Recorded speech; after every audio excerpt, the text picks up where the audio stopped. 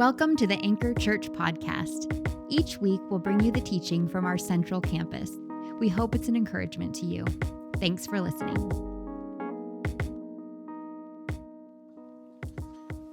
Imagine if your favorite Christmas movie ended 2/3 of the way through. Kevin McAllister never reunites with his family. The Grinch steals Christmas but never experiences transformation. Scrooge is met by the ghosts of Christmas but never becomes generous. And Charlie Brown, he belts out, "Can anyone explain the meaning of Christmas?" But he's left in silence with his measly tree. It's almost preposterous. It's hard to imagine, difficult to conceive of. Although, just maybe entertain it for a second. You can maybe imagine this. Netflix presents A Nihilist Christmas. It ends, if we continue to play this out, with no resolution, no conclusion. And on a night like this, when after a gathering like this, we're looking for some maybe cookies and a family movie, none of us would choose one like that. But as inconceivable as it is, we sometimes treat our own lives like that. Having reached a hard part in our story, we tell ourselves, maybe this is just who I am. Or mastering in self-sufficiency, we say, I don't need anybody's help, when we really do. Or we throw out, I don't know if I can even believe anymore. All indications, if you've ever coughed anything up like that, and so many of us have, that you've closed the book on your story when you're not at the end. What if there was more? What if, for everyone in this room, there was more to your story? What if you were in the first act? Or maybe, if that's hard to conceive of because some amount of decades that you've already lived through, what if it was the second or third act and there were a total of 5? What if there was so much more? Behind me are a bunch of names that are admittedly hard to pronounce. There's more Z's than the average English name has in it. And if you've ever ended up in the beginning of Matthew, if you happen to be a Bible reader, you may have skipped this passage. It's chapter 1, verses 1 to 17. And it's the genealogy of Jesus. Now, if you've skipped this passage, you probably were looking for the Christmas story. And you opened up to the beginning because that seems like the right place where the Christmas story should show up. And instead of a nice manger and a cute Christ child and some angels, you got slapped in the face by all these multi-syllabic names. But rather than skip past it, I want to suggest to you that in these names lies the message of Christmas. And the reason why none of us should close the book on our story, imagine we're at the end too early. You see, genealogies in the ancient world were the equivalent of a modern day resume. Did you have the right family line? Nobility, prosperity, good looks? Well, if you did, the opportunities were endless. But if you didn't, the book shut on your potential pretty quick. And that's what is so striking about this genealogy. The genealogy of the Son of God, you would think, would have the most amazing, the biggest fanfare, the most celebrated folk in all the land. And sure, there's some notable figures in this genealogy. But the interesting thing is that it doesn't blush at the broken, but rather includes all of those interesting, seedy stories that you'd think would be tucked away and forgotten in a genealogy for a king. For example, Jacob. Early on, right there at the start, not even hidden in halfway through, Jacob. The Hebrew name for Jacob means liar, or more technically, heel grabber. The idea being somebody that grabs somebody else's heel to pull them down so that they can get ahead, so that they can take the opportunity that that other person had. Jacob lived into his name perfectly. When his brother was hungry, having come in from hunting, he told his brother, "Hey, I'll give you this food that I just made. Just give me your inheritance." Esau, his brother, not being that bright, said, "Sure." And later on in his life, when it came to collect, Jacob dressed up like his brother to deceive his dying, blind father so that he could get the ink on the paper that said everything that Esau's was his. What a turkey. But there he is, right in the buildup, right in the crescendo, right in the beginning of the swell that collides and climaxes with the name Jesus. And then there's Ruth, Tamar, Bathsheba, and Rahab. Now, it's a tragedy, but in the ancient world, women weren't seen as important enough to be included in a genealogy like this. But isn't it fascinating when God includes, isn't it fascinating when God has his genealogy at the beginning of the New Testament? He puts women right there amidst all the men. It's as if God is saying there is equal ground, men and women. But even more, we find out that there's intrigue in this story. Because these four women, by all accounts, and most likely, were not Jewish. So looking through the Old Testament lens, you would imagine this to be a faux pas, but not so. They predict and forecast that the way and the kingdom and the person of Jesus is open to all comers, not just those of a special heritage. But even going farther, each of these women were involved in one or more incidents that would turn this Christmas gathering somewhere between PG-13 and R, if it was to be described. So I'll spare you right now. But the intrigue is multiplied. And then Akim, Azor, and Nahshon. Akim and Azor, the thing about them is we don't know anything about them. We don't know if they were introverts or extroverts, kind or morally suspect, if they were religiously devoted or habitual doubters. We don't know if they were dubious or generous or what other adjective you can slip in to describe a type of person. We don't know. And Nahshon, he gets like one or two mentions, but is kind of a bit role. If you look up his Wikipedia page, it doesn't have a lot of starring casts. Which means this: in the grand scheme of things, they're more or less like us. Not so prosperous as to be in the newspaper every day.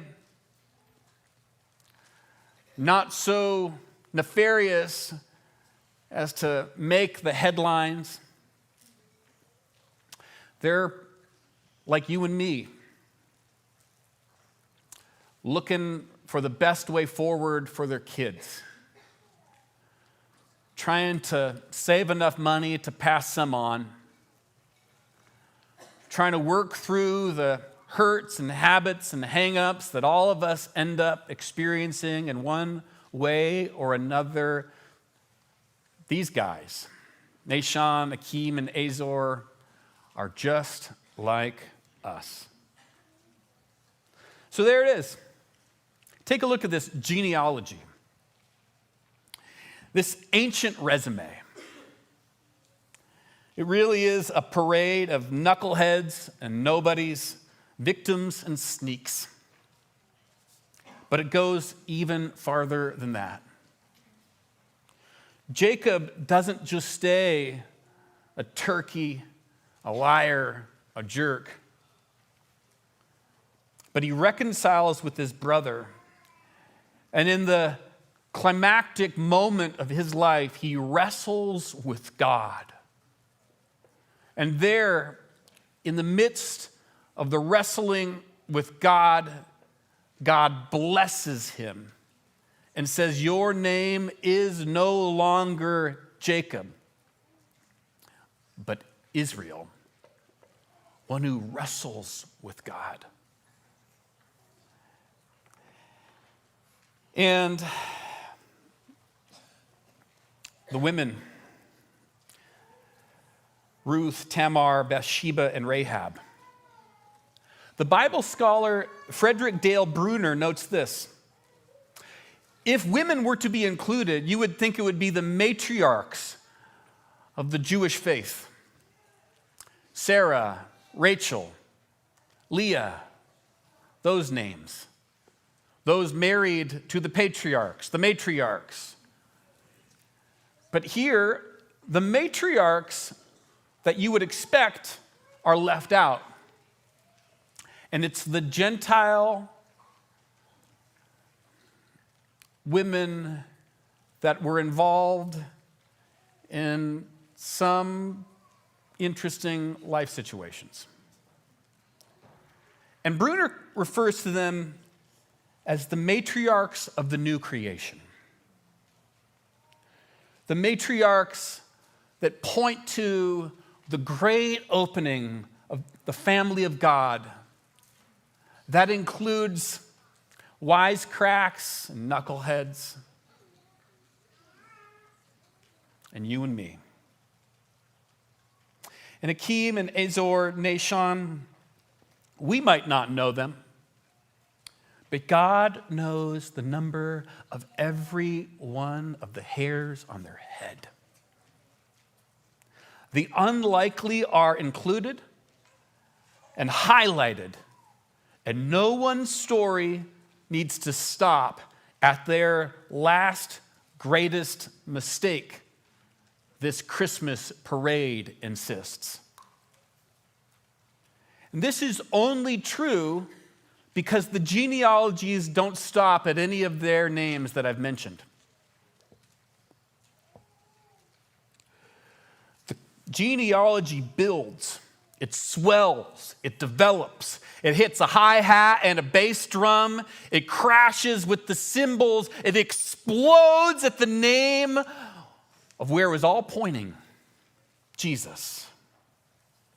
Verse 16 reads, "And Jacob, the father of Joseph, the husband of Mary, and Mary was the mother of Jesus, who was called the Messiah." Theologians use the word incarnation. It means in the flesh, in the body. The divine embodied, the Holy One summed up in flesh and swaddling clothes. And he did not need a genealogy of the perfect preparing the way. And he doesn't want the perfect. He says, if you're going to be a part of my family, you have to look like my genealogy. Wisecracks and hacks, sinners and mess-ups. Notable, but broken, forgotten, and invited.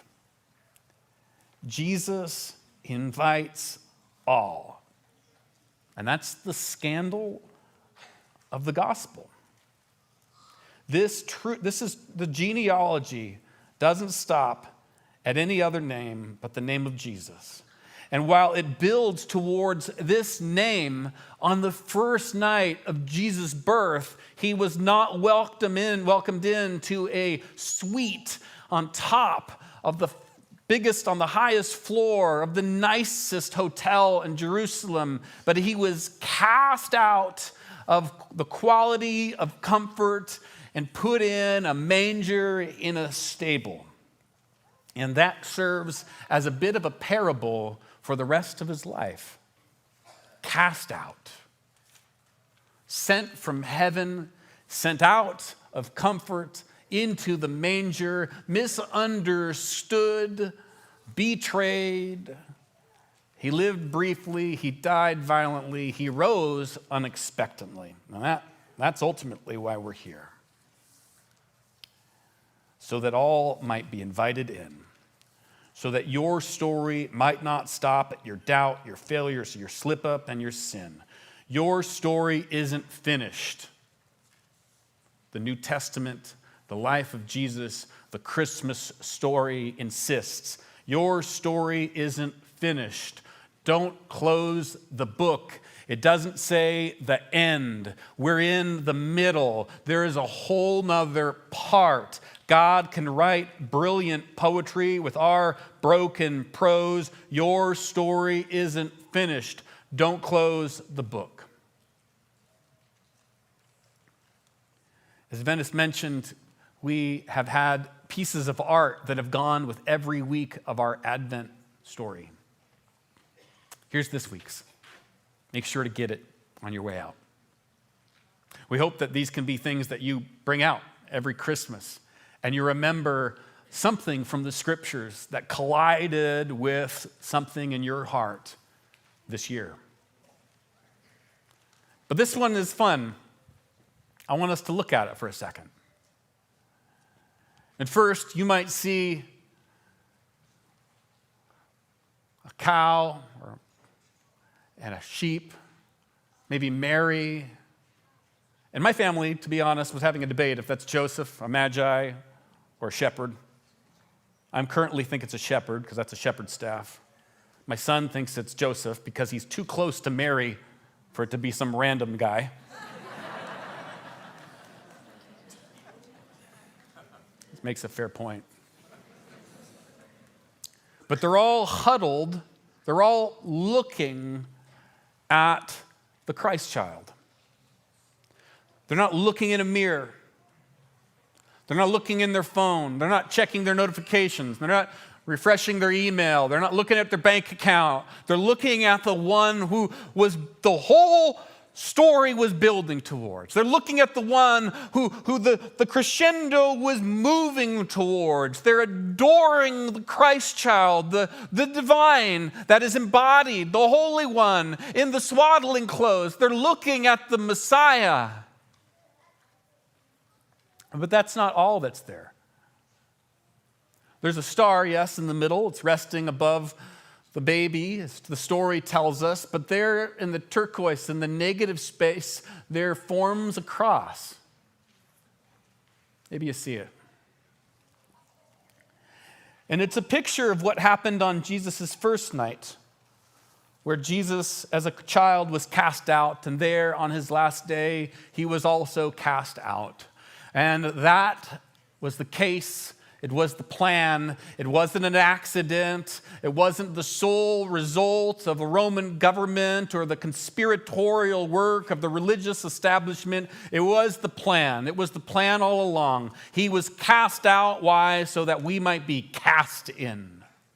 So that us, halfway through our stories with enough mess ups to stack as high and back to the moon again, that we would not be judged by our mess ups, but be invited in. He was cast out so that we would be invited in. In the words of the poet and writer G.K. Chesterton, a child in a foul stable where beast and feed and foam, only where he was homeless are you and I at home.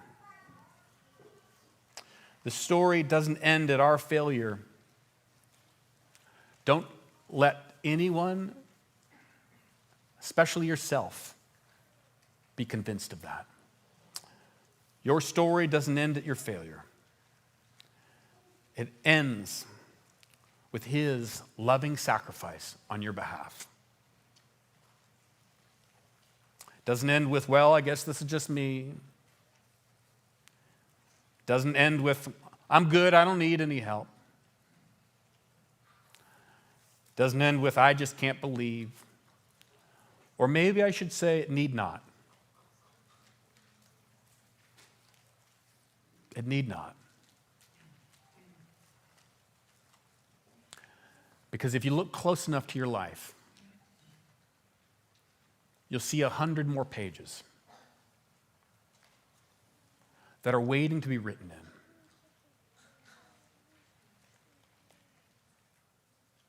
If you wouldn't close the book. And in those 100 or so pages, the words might tell a story that could be summed up with the word healed, or beloved, maybe faith for the first time, new creation. Maybe those pages hold the word redeemed. Maybe those pages hold the word reconciled. And the reconciled, as it often does, stands for a horizontal reconciliation, but also a vertical reconciliation. That is the invitation to you. And if I could exercise a little bit of pastoral exhortation, I would urge you once more to not close the book, but to dare to turn the page and to dare to ask the Holy Spirit to continue the use of his pen to see what beautiful poetry God can write with our broken prose. We do these candles because we celebrate the coming of the one who brought light. The center candle here is the Christ candle. All these 4 candles were the buildup, that crescendo towards this candle. And in lighting this candle, we symbolize the light of Christ. Now, light does at least 2 things. Maybe it's obvious, but it brings visibility. The first thing you reach for in a dark room is a light switch, because you need to see. The light of Christ brings visibility to us. It brings intelligibility to us. To those wandering, walking, lost in darkness, he came as a great light. But light does more than visibility. Light offers warmth to those stuck out in the cold of their last great mistake or some misunderstanding or an accident of circumstance or some whatever. Christ comes near and offers warmth. You're going to receive soon, as my friends come forward to pass this light on from the Christ candle, you'll receive this light, the same flame. The same flame from the Christ candle goes to every last one of us. And know, as you receive the light your way, you are receiving the vision, the visibility of Christ and the warmth that he offers. So savor this. Savor the vision he affords and the warmth that he offers you.